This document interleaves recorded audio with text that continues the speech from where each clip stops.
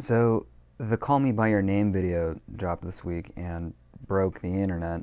The pearl clutches were out in full force. Now, before I move on, I need you to like this video if you've seen Montero, and comment down below what your thoughts are on the song. I'm Mike Dangerous, and this is Talking Shots. That's about all. I like Chief, his return of the blade and slice shade, getting paid into my silhouette fades. Bro, why can't we just let the kid have his banger? Why is everyone out here with pitchforks, bro? Just let him twerk on the devil, it's fine. Now, I can sing the praises of this song, the video, and its influence all day long. It's another recent and popular example of visibility, and that is a good thing. I like scrolling through Nas's Twitter, and aside from the overabundance of dank memes, seeing people who feel seen finally, it's a good thing, and it makes my weekend. But of course, we can't have gays having fun on the internet now, can we? Not in this Christian server. We had Caitlyn Bennett making a snarky racist comment and then crying SA for her dad where it didn't exist. And then of course we had plenty of news outlets crying over the song like it's the fall of Western civilization. And if that sounds familiar, that's because in the 80s, there was a documentary series literally called The Fall of Western Civilization, which was all about society's reaction to the up-and-coming punk and heavy metal scenes of the time, in all of its grimy glory. There's definitely a precedent for this kind of stuff. For as long as pop culture has been around, there has always been a backlash to what these darn kids are enjoying. Hell, go back far enough and there were papers released about how bicycles were going to be the downfall of society. Remember when Elvis gyrating was too much for TV? And that was a gum-chewing white guy doing it. I think the most relevant for our conversation, though, is the 1980s and heavy metal music. So you know the parental advisory sticker that came on albums in the late 90s and early 2000s? They were mostly a CD thing, and like almost every Eminem album had it. It basically meant that they said naughty words on the album, and it was a way to keep uninformed parents from buying the Stan single for their kids. While an annoying ornament on an album cover's art, it seemed like the safest intermediary that wasn't censorship. You see, clean versions on the radio make sense because you could accidentally switch to a channel and the next thing you know, Ludacris is yelling at me to move out of the way. Bitch. Not something you'd want your 5-year-old repeating to his kindergarten class. But an album purchase or in recent times streaming is a conscious decision, the same way buying a movie ticket or buying a video game is. In the 80s, Al Gore and his wife Tipper Gore noticed the influx in deranged, violent music by bands like Twisted Sister. For context, this is the music video they kept referencing. Yes, the dudes dressed like drag queens and engaging in cartoon violence was going to be the downfall of society.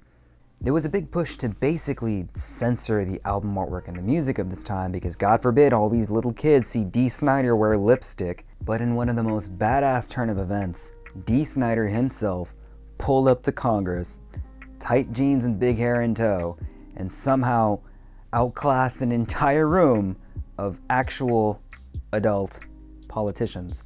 Since I seem to be the only person addressing this committee today who has been a direct target of accusations from the presumably responsible PMRC, I would like to use this occasion to speak on a more personal note and show just how unfair the whole concept of lyrical interpretation and judgment can be, and how many times this can amount to little more than character assassination. After Dee Snider made his case and hair metal went the way of grunge, it seemed as if the hip-hop community was next on the chopping block.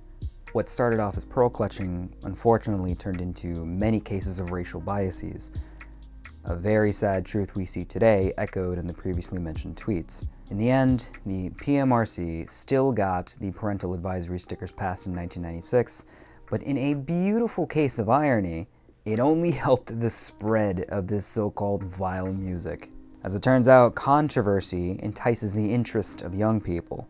That little black and white tacky sticker basically meant that your album was gonna sell. And this doesn't even stop with music either. Anyone remember the controversies with Grand Theft Auto?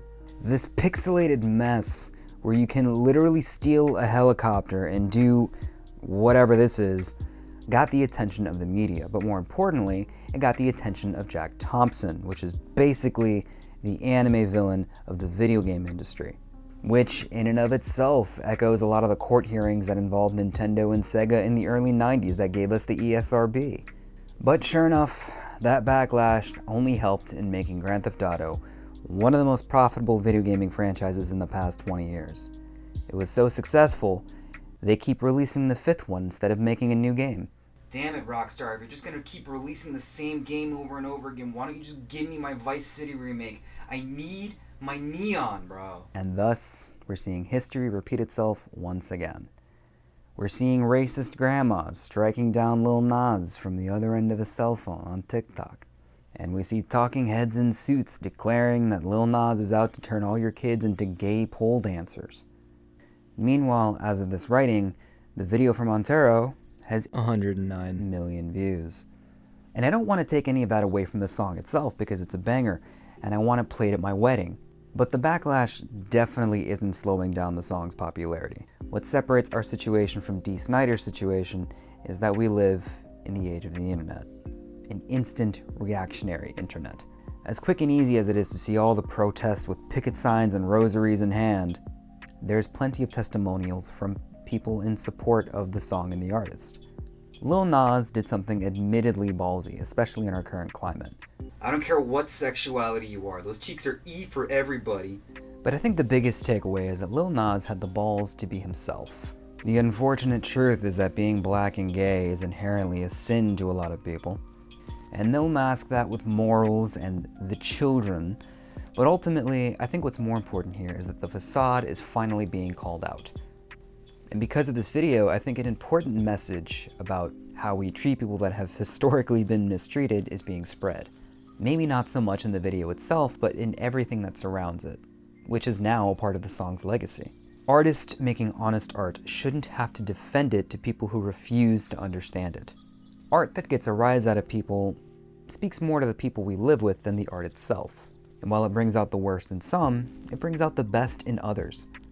And that's what good art should be. All that for a song where Lil Nas takes a stripper pole into hell to twerk on Satan and then kills him and steals his horns, all while stealing Patrick Starr's fit. You know, that's the most egregious part of this video. Where's justice for Patrick Starr, dude? I'm just a dude on the internet with an opinion. So of course, I want to hear what yours are down below. To Lil Nas and everybody who's been made happy by this song, I'm genuinely happy for you. And to those of you who are mad, it's literally a club song. It's not that deep. Jesus, thank God a lot of you guys don't speak Spanish, because if you did, you'd have a really big problem with reggaeton music. Bro, Bad Bunny tells a girl that her ass is phenomenal. Motherfuckers wish they had that charisma. So what do you think? Is the video really as bad in the grand scheme of things as the backlash would entail? Or are you installing a stripper pole in your house as we speak? As always, don't forget to like, comment, favorite, and subscribe. Over here is another video I think you might enjoy. And if you like what we do, you can support us on Patreon so that maybe I too can one day afford a stripper pole.